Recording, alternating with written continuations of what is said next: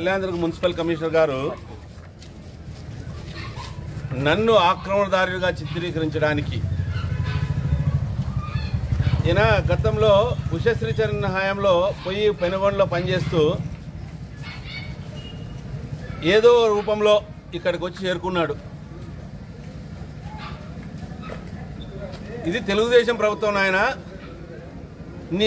నీవు చేసే అవినీతిని ప్రశ్నిస్తే మమ్మల్ని ఆక్రమణదారులుగా చిత్రీకరించడానికి ప్రయత్నం చేస్తావా?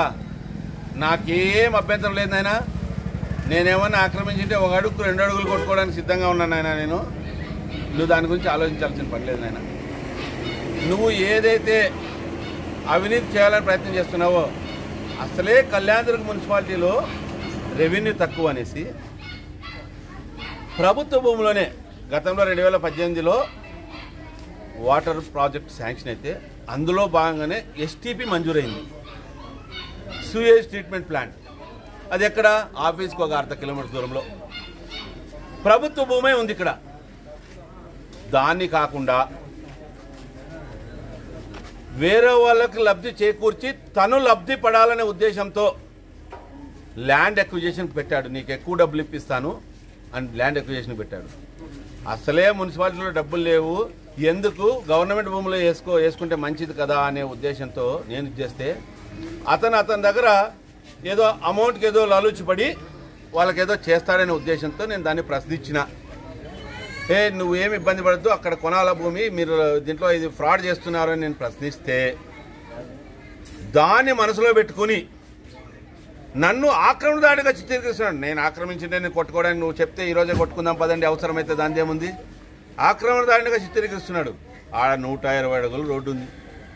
ఎక్కడైనా ఒక వెహికల్కి ఒక వెహికల్ 1 నిమిషం నిలబడి ఉంటే ఎవరైనా ప్రశ్నించవచ్చు. 2 బస్సులు 3 బస్సులు పోతారండి రోడ్లో, చూపిస్తాను ఇప్పుడే ఎవరికైనా. కానీ కావాలని కక్షపూరితంగా, ఇది తెలుగుదేశం ప్రభుత్వం నాయన.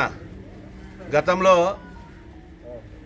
ప్రజావేదికని కూల్చేసినట్టు వీళ్ళు ఏదో కూల్చివేతడాల కోసం జగన్ గవర్నమెంట్లో అట్లాంటివన్నీ జరుగుతాయి. ఈ ప్రభుత్వంలో అట్లాంటివి ఏం జరగవు.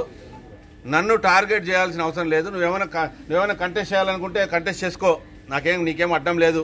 కమిషనర్ ఉద్యోగం వదిలేసి నన్ను ఇచ్చేయడానికి కురుబలను అడ్డం పెట్టుకుని కురుబలను బెదిరిస్తావు. సుప్రీంకోర్టు ఉత్తర్వుల మేరకు మీరు రోడ్లో పెట్టినారు, మీరు పెట్టడానికి లేదు, మీరు కంప్లైంట్ ఇస్తారా, మీ విగ్రహం తొలగించాలని వాళ్ళు బెదిరిస్తావు. వాళ్ళు వచ్చానా ఎట్లనా అని అడిగిరి. అరే బాబు, నాకేం సమస్య లేదురా, నాదేని తొలగించుకోవడానికి సిద్ధంగా ఉన్నాను. అవసరమైతే విగ్రహాన్ని కూడా నా పెట్రోల్ బంక్ మూలలోనే మెయిన్ రోడ్డుకు అనుకూలంగానే నా స్థలంలో, ప్రభుత్వ స్థలంలోనే పెట్టుకోవడానికి, నాకేం ప్రభుత్వ స్థలంలో కాదు, నా ప్రైవేట్ స్థలంలో పెట్టుకోవడానికి నేనే ఒప్పుకుంటాను ఆయన. సుప్రీంకోర్టు ఉత్తర్వులేమో రోడ్లో పెట్టకూడదు, ఆర్ఎన్బి రోడ్లో ఆడ పెట్టకూడదు అని చెప్తున్నారు సార్. నేను మమ్మల్ని బెదిరించాను, దానికి మేము కంప్లైంట్ ఇచ్చేపోవాల్సి వస్తుందని నీ మీద వ్యతిరేకంగా అని చెప్పిపోతారు. ఇది ఎక్కడ విడ్డూరమో అర్థం కావట్లేదు. ఈయన ఎక్కడి నుంచో వచ్చాడు, ఈయన ఎక్కడి నుంచో వచ్చి ఇక్కడొచ్చి మమ్మల్ని బ్లాక్మెయిల్, స్థానికులు మమ్మల్ని విడగొట్టేది ఏంది? ఇంకొక చోట కులాల మధ్య కుంపట్లు పెట్టాలని చూస్తున్నాడు. ఇంకొక చోట గాంధీ చౌక్లో ఆర్యవైశ్యులకి లింగాయతులకి మేము పర్మిషన్ ఇస్తాం, మేము పర్మిషన్ ఇవ్వమని చెప్పి ఒకరికొరు గొడవలు పెట్టుకుంటూ కూర్చున్నాడు. ఇదేమో సరిగ్గా లేదు. దీన్ని మా పార్టీ అధిష్టానం దృష్టికి తీసుకుని పోయి పార్టీ కూడా ఎలా చెప్తే అలా చేయడానికి మేము సిద్ధంగా ఉన్నాము. ఇందులో